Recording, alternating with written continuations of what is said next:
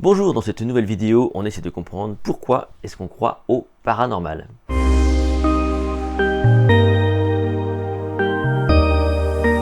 Parce que j'en suis sûr que vous soyez sceptique, scientifique, rigoureux, rationnel, quel que soit votre profil, j'en suis sûr, vous croyez au fond de vous quand même au paranormal. Alors évidemment, si vous y croyez déjà d'avance, c'est facile, parce qu'on a tous au fond de nous, quelque part, cette envie de mystère, cette envie de se dire qu'il y a des potentiels cachés, peut-être des choses qu'on ne peut pas expliquer raisonnablement.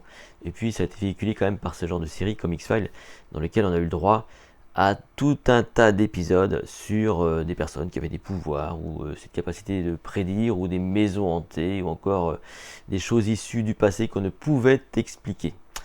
Alors justement, pourquoi est-ce qu'on croit au paranormal ?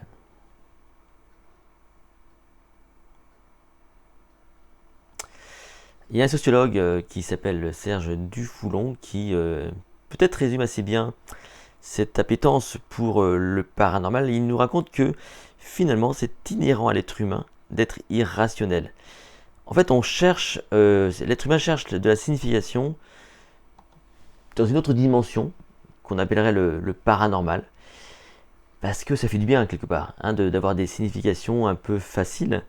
Et quand on regarde aussi la structure du cerveau, vous savez que le cerveau c'est constitué quand même par couches, et puis il y a ce cerveau limbique qui est assez spontané et qui, quelque part, va aller d'abord chercher des informations qui sont un peu pratiques, un peu faciles, et le paranormal, quelque part, il répond à ça.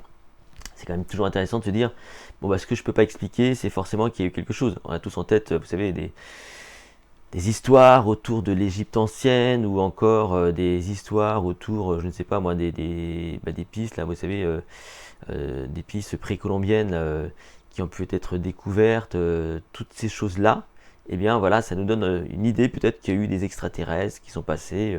Après, évidemment, on ne peut pas tout expliquer. Ce qui est paranormal, quelque part, c'est ce qu'on ne sait pas encore expliquer. Et j'ai envie de dire, tant mieux qu'on ne sache pas encore tout expliquer. Ceci étant, bon, il y a des chercheurs qui s'intéressent à tout ça et qui aiment bien contredire le paranormal. Bon, moi je suis magicien et c'est vrai qu'en tant qu'illusionniste, on s'amuse à créer des effets paranormaux. Donc c'est un peu notre gagne-pain à ce moment-là. Mais il y a quand même des scientifiques qui essayent de vous faire rentrer dans leur rationalité, ce qui est quand même très bien, parce qu'il faut savoir, on va dire, raison garder. Et ils se sont intéressés notamment, vous savez, à tous ces liens qu'on fait un peu spontanément entre des phénomènes et puis ce qui se passe, quoi. Par exemple, il y a des gens souvent qui attribuent leur rhumatisme à des épisodes météorologiques. Bon, donc ça a été facile à vérifier. Est-ce que ça marche, est-ce que ça marche pas?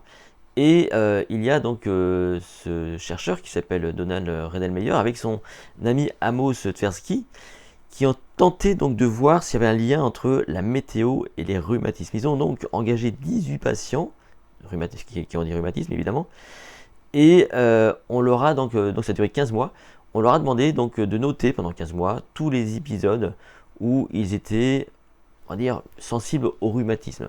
Donc ça a duré 15 mois, avec 18 patients, voilà. Et en parallèle, évidemment, on a fait un relevé météorologique jour par jour. Donc des personnes de telle région avec évidemment la météo de leur région. Et puis forcément, au bout d'un moment, on a pu comparer sur 15 mois s'il y avait une corrélation entre les épisodes de rhumatisme et la météo. Parce que souvent, on attribuait à l'humidité et puis je crois au froid les épisodes de rhumatisme. Et en fait, non. Aucune corrélation, absolument aucune corrélation entre la météo et les rhumatismes. Vous voyez, donc finalement, on aime bien croire les choses, il y a aussi des légendes urbaines, ça peut rassurer aussi de se dire que c'est dû à la météo. Et ce qui est amusant, c'est qu'effectivement, les gens qui étaient vraiment convaincus pouvaient parfois développer effectivement des rhumatismes à certains moments quand on leur disait qu'il allait pleuvoir le lendemain, par exemple. Voilà, comme quoi le cerveau, effectivement, n'a pas encore révélé tous ses secrets.